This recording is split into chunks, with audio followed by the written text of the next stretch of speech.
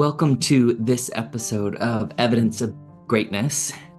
In this episode, we're going to look at a study that's called The Impact of Clarifying the Long-Term Solution Picture through Solution-Focused Interventions on Positive Attitudes Toward Life. As you can see, these are the researchers here. And this is a really interesting study that I hope to pull out some important concepts from.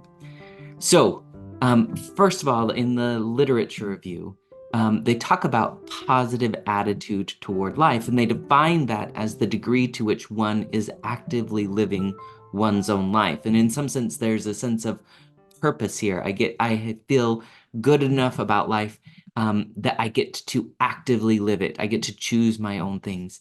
It's a useful indicator for favorable aspects of mental health, meaning that when somebody has a positive outlook or attitude on life, they feel better mentally. They feel like they have a positive sense of mental health. The positive attitude toward life generally breaks down into 5 different categories: goals and dreams, ambition, positivity, time orientation, and selfishness. And we'll talk a little bit about those as we go throughout this study. But basically what they say in this literature review is that higher levels of positive attitude toward life typically result in higher subjective happiness and a higher sense of fulfillment. So you can see here that if somebody has a positive attitude toward life, it could positively impact how they feel in general, but also in their sense of fulfillment. In addition, they talked about solution building in the literature review, and they talked about how solution building is connected oftentimes to goal setting, and how goals should be important to the client. Goals should be limited to a specific situation. They should be actionable, they should be measurable, and they should be realistic. And so they wanted to see, does having solution-focused interactions, does that increase solution building? Specifically in the realm of goal setting. And I know some of you who are familiar with the diamond might think that we don't really talk about goals that often, which is true. But I do want to pull out some really important concepts as we go throughout this process. So in relationship to goals, they talk about how such goals make the solution image clearer and the client's hope for the future life and their efficacy regarding the problem increase. So that is a really important thing. One, their vision becomes clearer. In the solution-focused diamond, we often talk about getting a really rich, detailed description about the desired outcome. Serves the same purpose of creating this really clear image for people. In addition, goals can serve to increase clients' hope for a future. You can, again, see parallels in the diamond approach where you can say having these kinds of conversations increases hope, increases belief that these images, these details can actually become a reality. And finally, it increases the efficacy regarding the problem. In essence, they feel empowered over the problem. They feel like they can improve their lives despite the problem. And again, that's consistent with the diamond. So although the diamond doesn't focus on goal setting per se, these outcomes are very consistent with what's seen in the diamond approach. So then they also were focused on and looking at the specific question, which is called the time machine question. And this is a technique that requires participants to imagine a long-term solution. In essence, it shoots them toward the very end of their lives, and they are placed there in a time machine, and they say, move way far forward. And this is an effective way to frame the concept of long-term future. So what this question does is it takes the miracle question, which is suppose tomorrow something happens, and it moves it way out into the future. Time machine questions have been found in previous research to increase positive emotions and to decrease negative emotions. So there is some utility in this time machine question. And again, those of you who are familiar with the diamond approach know that we don't necessarily talk about specific questions like this as techniques like the time machine question. But again, there is something really valuable about thinking about long-term change, continuing that description beyond just tomorrow and saying, suppose this change continues. And so there is some utility in pulling the description longer into the future. Now, one of the things that they were talking about in this process is they were looking at, in essence, examining the effects of worksheets based on the time machine question.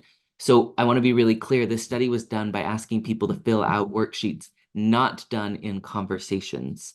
And they were specifically looking at, does the time machine question and that like prolonged future description, does that change anything as far as mental health? And so they divided the groups into 3 different groups. One group got the time machine question, they got the miracle question, and they got exception questions.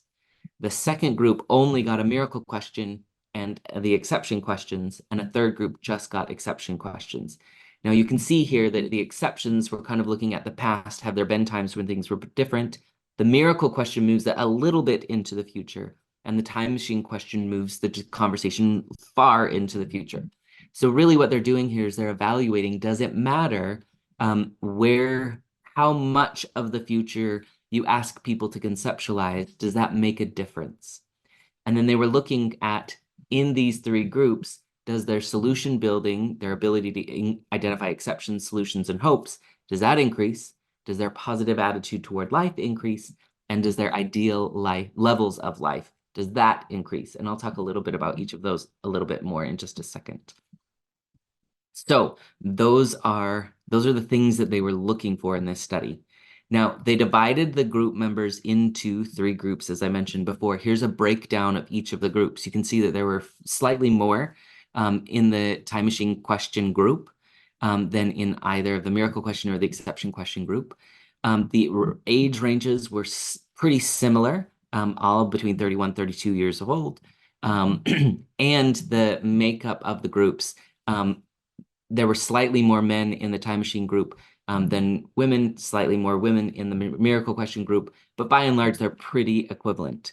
Now, again, they gave 3 different measures: the solution building inventory, that is 14-item measure, the positive attitudes towards life scale, which is a 25-item scale, and it has those 5 subscales that I identified on the first slide. And then the ideal level of life is a 1-item question. They basically just asked people, how close to your ideal life do you feel like you're living on a scale of 1 to 10? 10 being, I'm really close to living my ideal life. So that's how they were measuring the outcomes. Now, as far as the procedure goes, one of the things that they talked about is, this is the sequence. So the time machine question came first, and then that was followed by the miracle question. And again, remember, this is all on worksheets. So the first question on the worksheet was the time machine question for people who got it. Then the miracle question group and the time machine question group both got the miracle question. After that, they were asked to set specific goals, and they were asked to create goals that met 3 criteria. 1, they needed to be action level goals that were specific and as visible as possible, so measurable. 2, they were asked to create small, realistic goals, meaning like, what's the first sign you would notice, rather than getting to these big ultimate goals. And 3rd, they were asked to provide the positive goals in the form of, I will be doing such and such, rather than the negative goal, which is, I won't be doing such and such. Now you can see in each of those things that they're trying to measure goals, but they're also trying to make those goals consistent with solution-focused language. So all 3 groups then were asked to create their goals. The only difference was the time machine group had been asked the time machine question, and both the miracle question group and the time machine group had also been asked the miracle question. Then they all set goals, and then after they set the goals, they were asked exception questions. And the exception question was, look back on a time when the goals that you set were achieved in some measure, and when the severity of the problem was a little bit better. What was different about you at the time that made it so? And what can you do to increase the occurrences of these situations? So they were asked these exception questions, they filled them out on the worksheet, and then finally they were asked the level of commitment to the worksheet, because they wanted to see, they wanted to make sure that everybody had been genuine in their answers and had put in a bunch of effort. No one marked the level of commitment very low, so all of the participants were included in the study. Now, the results. They looked at solution building. there was a significant improvement in solution building, no matter which group they were in. So that's an important thing, because just by being asked solution-focused questions, whether it was exception questions, the miracle question, the time machine question, just by being asked those questions, there was a significant move in their ability to solution build. Now, remember, that is to identify exceptions. That also is the ability to identify hopes. That is the ability to identify future plans. So across all three groups, they improved in solution building.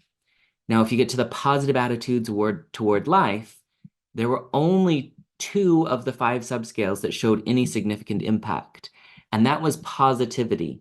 And again, positivity was seen across all 3 groups. There was a significant increase across all 3 groups, which means positive emotion was improved just by being asked these questions. The only other one was this time orientation. And time orientation, I'll get to in just a little bit and talk more about this, but that was only found to be significant in the time machine question group.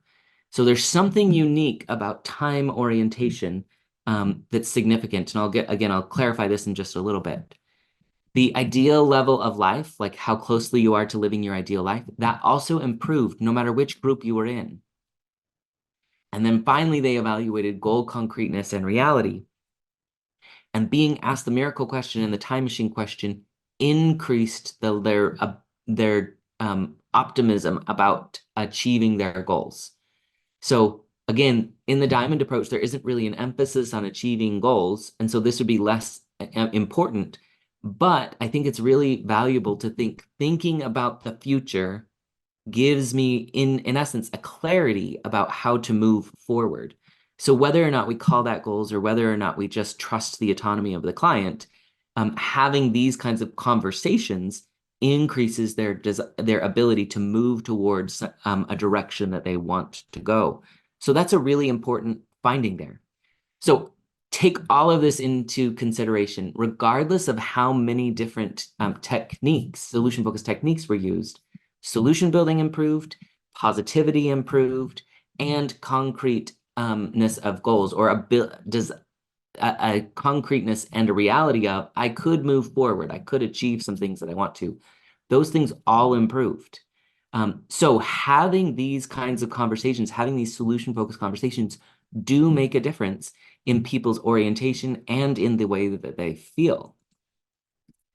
Now, discussion, I want to just, again, now highlight this one finding where the time machine question seemed to make a difference. And this was in improved attitude toward time orientation. And basically what they concluded was this improved in attitude in using time in a meaningful way. The questions that were endorsed here were, I am trying to use my time carefully, and I'm trying to spend my days without wasting them. So there's something about pulling farther into the future that helps people to kind of think about, I want to use my time really usefully.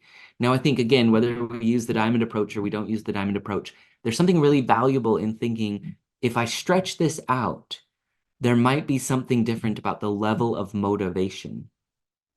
And then again, I just want to highlight solution building increase regardless of what group they were in, which means any solution-focused questions help people to identify hope, help people to feel positivity, help people to feel like they can move forward toward a desired outcome.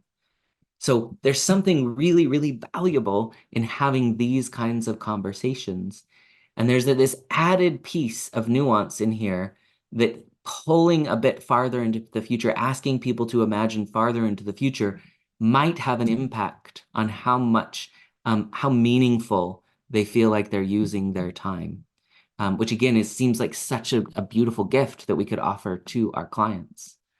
And then finally here, you can find the reference to be able to find this article if you want it. So hopefully that was helpful for you. I think it's always really good to think about what is the most current research. And this article was published really recently in 2022. And what they're doing is they're pulling apart, do the little tiny nuanced differences that we do in therapy, do they make a difference? And one of the things that I really like about this study is that it shows that positive affect is a result, which we know is one of the major indicators of improvement in therapy, and this idea of time orientation and solution building. If they feel hope, if they feel optimism, they're more likely to create change. And if we move that change out a bit farther, what that does is it helps them to feel motivated to move toward it. So, really significant things at the micro level. Basically, it is saying these conversations make a difference, and one small little tweak can even make more of a difference. So I hope that's helpful to you. I would love to hear your thoughts about this article, about this approach. But in the meantime, go out and have really meaningful conversations that improve people's emotional well-being and help them to move toward their desired outcome.